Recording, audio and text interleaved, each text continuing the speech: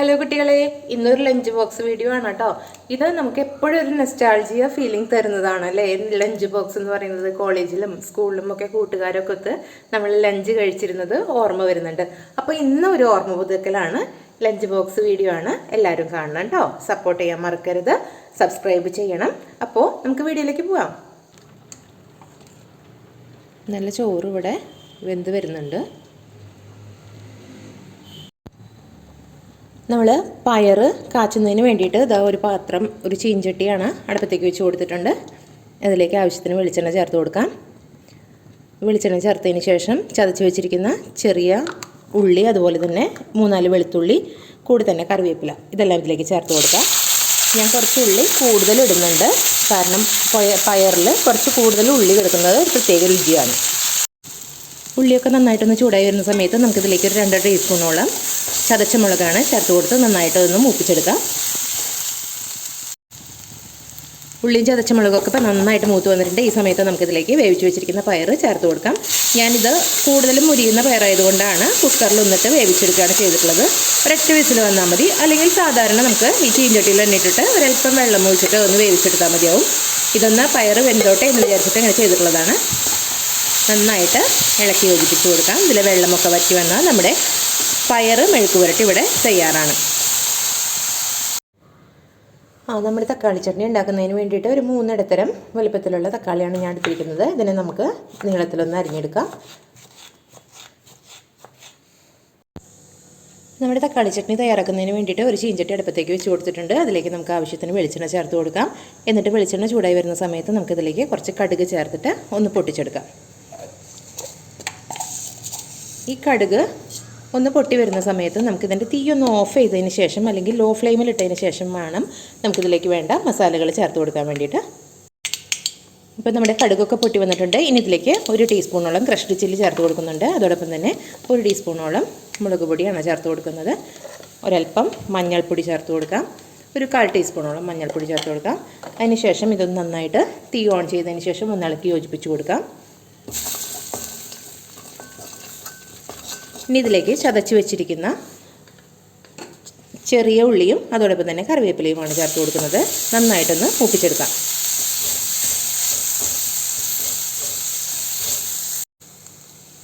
ഇപ്പം നമ്മുടെ ഉള്ളിയൊക്കെ നന്നായിട്ട് മൂത്ത് വന്നിട്ടുണ്ട്. ഇനി നമുക്കിതിലേക്ക് അരിഞ്ഞു വെച്ചിരിക്കുന്ന തക്കാളിയാണ് ചേർത്ത് കൊടുക്കുന്നത്. തക്കാളി ചേർത്ത് കൊടുത്തിട്ട് അതിൻ്റെ കൂടെ ഒരല്പം ഉപ്പ് ചേർത്ത് കൊടുക്കണം. നമ്മളിതുവരെ ഉപ്പ് ചേർത്തിട്ടില്ല. ഇതൊന്ന് ഇളക്കിയതിന് ശേഷം ഒരല്പം ഉപ്പും കൂടി ചേർത്തിട്ട് നന്നായിട്ട് ഇളക്കി യോജിപ്പിക്കാം.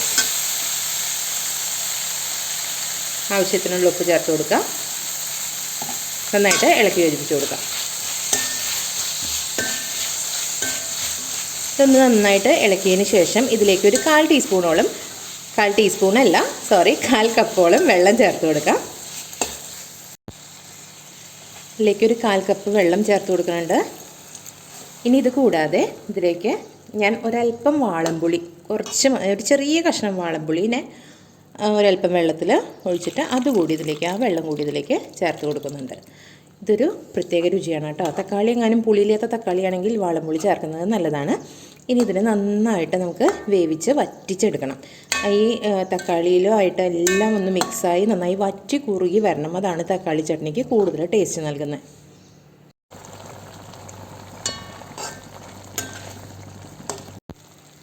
ഇപ്പോൾ വെള്ളമൊക്കെ വറ്റി നല്ല തക്കാളി ചട്നി നല്ല സൂപ്പർ സെറ്റായിട്ടുണ്ട് കേട്ടോ.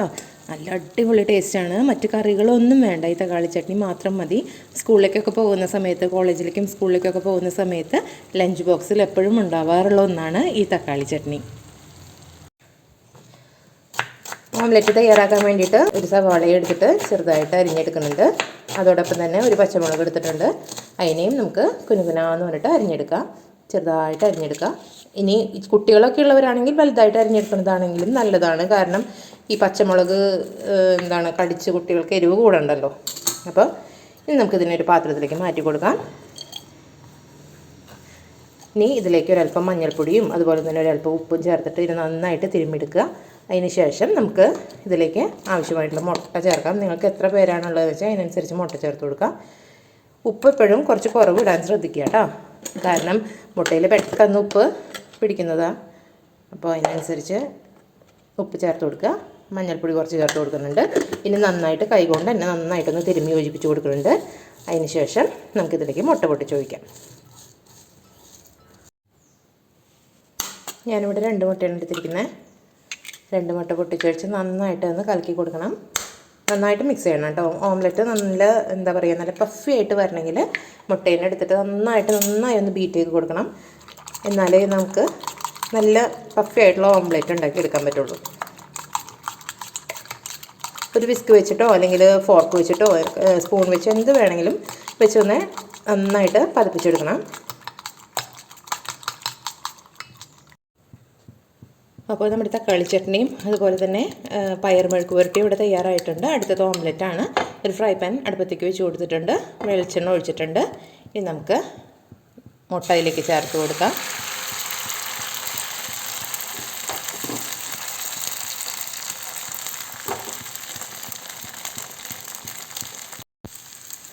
ഓംലെറ്റ് ഒന്ന് മറച്ചിട്ട് കൊടുത്തിട്ടുണ്ട്. അപ്പോൾ നമ്മുടെ ഓംലെറ്റ് ഇവിടെ റെഡിയാണ്.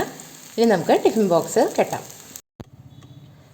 നമ്മുടെ ടിഫിൻ ബോക്സിലേക്ക് ആവശ്യത്തിന് ചോറ് ചേർത്ത് കൊടുക്കാം. ഇതൊക്കെ കിട്ടുന്ന സമയത്ത് പണ്ട് സ്കൂളിലേക്കും കോളേജിലേക്കും ടിഫിൻ ബോക്സ് കൊണ്ടുപോയ ഇതാണ് ഓർമ്മ വരുന്നത് കേട്ടോ. ഒരിക്കലും മറക്കാൻ പറ്റാത്തൊരു കാലമാണല്ലേ നമ്മുടെ കുട്ടിക്കാലം. എത്ര പേര് ഒരുമിച്ചിട്ടാണെന്നറിയോ ഒരു ടിഫിൻ ബോക്സിൽ ചോറുണ്ട് തീർക്കുക. ഇനി ഇതിലേക്ക് ഞാൻ കുറച്ച് പയർ ഉപ്പേരി കൂടി ചേർത്ത് കൊടുക്കുന്നുണ്ട്. ഞങ്ങൾ തൃശ്ശൂർക്കാരുടെ പയർ ഉപ്പേരി എന്നാണ് പറയുക. മെഴുക്ക് പുരട്ടിയെന്നോ തോരനെന്നോ എന്ത് വേണമെങ്കിലും പറയാം കേട്ടോ.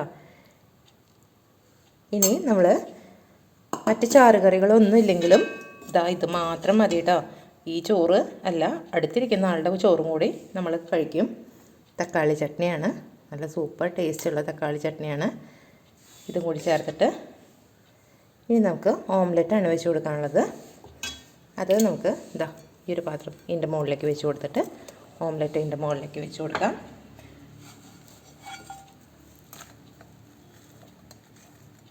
ഓംലെറ്റ് വെച്ചിട്ടുണ്ട്. നമ്മുടെ ടിഫിൻ ബോക്സ് സൂപ്പറായിട്ട് സെറ്റായിട്ടുണ്ട്. ഇനി നമുക്കൊന്ന് അടച്ച് വയ്ക്കാം. കുറച്ച് സമയം കഴിഞ്ഞ് ഇത് കഴിക്കുമ്പോൾ ഉണ്ടല്ലോ പൊന്നു മക്കളെ, എന്തൊരു രുചിയാണെന്നറിയോ. പഴയ ഓർമ്മകളൊക്കെ ഇങ്ങോട്ട് പുറത്തേക്ക് വരും. അപ്പോൾ ഇത്രയേ ഉള്ളൂ ഇന്നത്തെ കുട്ടി ലഞ്ച് ബോക്സ് വീഡിയോ. എല്ലാവർക്കും ഇഷ്ടപ്പെട്ടെന്ന് കരുതുന്നു. അപ്പോൾ അടുത്ത വീഡിയോയിലൂടെ നമുക്ക് വീണ്ടും കാണാം. അതുവരേക്കും ബൈ ബൈ.